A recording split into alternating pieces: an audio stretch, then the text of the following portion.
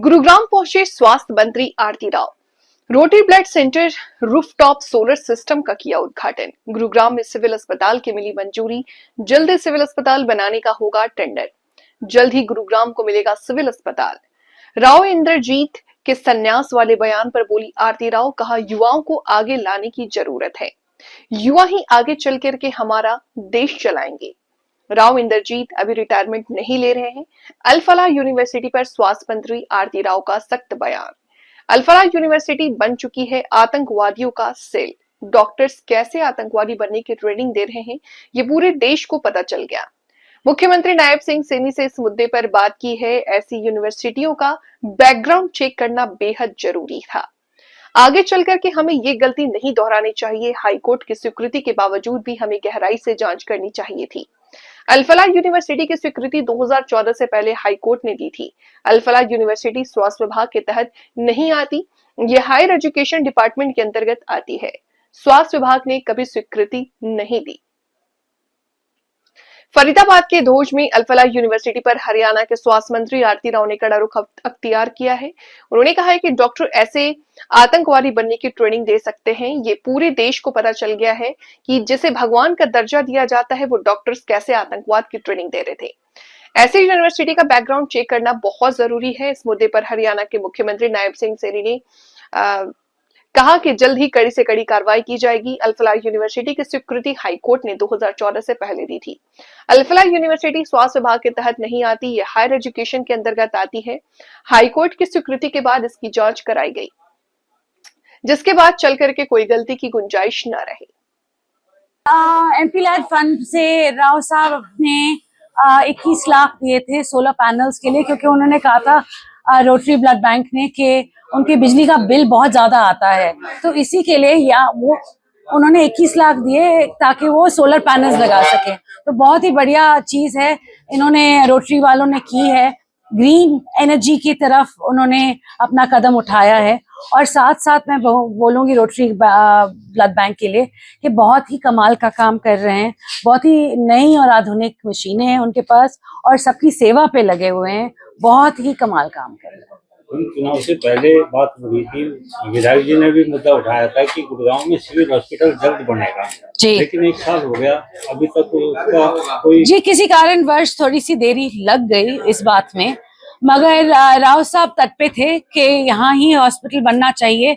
और अपने जो पुराने गुड़गांव के लोग हैं जो समस्या से जूझ रहे हैं कि हमारे पास कोई अच्छा अस्पताल नहीं है, उनके लिए राव साहब ने अपनी पूरी लड़ाई लड़ी है और सीएम साहब ने उनका साथ दिया है।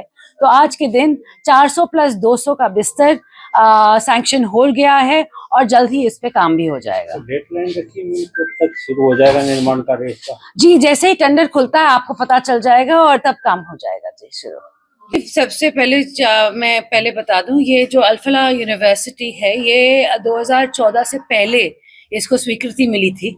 इसको हाई कोर्ट से स्वीकृति दी गई है। ये हेल्थ डिपार्टमेंट के नीचे नहीं आती है ये यूनिवर्सिटी, ये मेरे डिपार्टमेंट के नीचे नहीं आती, ये हायर एजुकेशन के अंदर आती है। और हमने पहले से ही बोल रखा था कि हमें इनको स्वीकृति नहीं देनी है। आज के दिन वही बात आपको सामने आई है कि ये सही बात जहाँ यहाँ बहुत ही बड़ी बड़ी जो टेररिस्ट सेल सा बन गया है, आज के दिन पूरे देश में ये बात फैल गई है कि अल फलाह यूनिवर्सिटी में कैसे डॉक्टर सिखा रहे थे। तो बहुत ही जल्द मैंने बोला है कि हमने सीएम साहब से भी कही है, हमने बातचीत हुई थी कल कि ऐसी यूनिवर्सिटीज को पहले हमें बैकग्राउंड चेक करना चाहिए और फिर कोर्ट ने भी अगर हमें आदेश दिए हैं तो उसके बाद भी हमें आगे चलकर उन पे एक नजर जरूर रखनी चाहिए। अभी राव इंद्रजीत सिंह जी की एक मीटिंग हुई थी सीएम साहब के साथ, जीएमडीए की पूरी मीटिंग हुई थी और उसके साथ अलग से सिविल अस्पताल की हुई थी और मंजूरी मिल गई है। बिल्कुल बहुत ही जल्द टेंडर भी हो जाएंगे। मुकेश जी वहाँ पे थे, आपको ज्यादा मुकेश जी बताएंगे कि बात अब सिरे पे है और जल्दी चढ़ जाएगी। लेकिन मैम हरियाणा में डॉक्टरों की कमी है, उसको लेकर क्या प्लानिंग है सरकार की? एक चीज तो आप हमेशा यही बोलते हैं मुझे, मगर ये नहीं बताते कि लोगों को कि मेरे कितने डॉक्टर्स मैंने पिछले 1 साल में लगाए हैं। शुरुआत तो वहां से करें, क्योंकि पिछले साल में जितने एमओज और AMOs हरियाणा सरकार ने लगाए हैं, वो बहुत बहुत 1100 से भी ज़्यादा हैं। उसके साथ साथ हमने जो मेडिसिन हैं पूरे हरियाणा प्रदेश के लिए 70% मेडिसिन मैंने HMSCL के थ्रू खरीद ली हैं। मशीनों की बात आती है, सिविल अस्पतालों को तंदुरुस्त करने के लिए, दुरुस्त करने के लिए हमने बहुत सारी मशीनें खरीदी हैं और जल्द ही जो मशीनें रह गई हैं वो भी हम खरीद लेंगे। और जहां डॉक्टर्स की बात आती है, जो कमी आज भी है वो धीरे धीरे प्रोसेस होता है। आपको मालूम है पहले भी 6 महीने लगे थे मुझे डॉक्टर्स को शामिल करने में, 6 और महीने लग जाएंगे और भी डॉक्टर्स को। राव साहब ने कहा है कि अब मैं ओल्ड एज हो गया हूँ और आरती और युवाओं को आगे बढ़ा रहा हूँ। नहीं, राव साहब ने ये कहा था कि अब नौजवानों को आगे लाने की जरूरत है, जो आई थिंक पूरे देश की बात है कि नौजवान ही हैं जो आगे चलकर हमारा देश चलाएंगे।